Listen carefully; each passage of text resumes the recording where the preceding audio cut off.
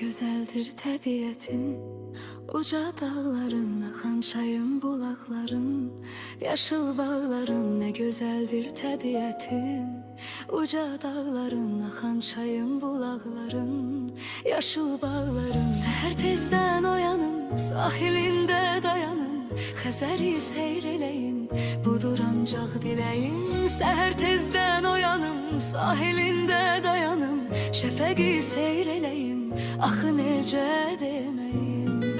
Sənə qurbandı canım, a mənim Lənkəranım, səndə xoşdur hər anım, a mənim Lənkəranım.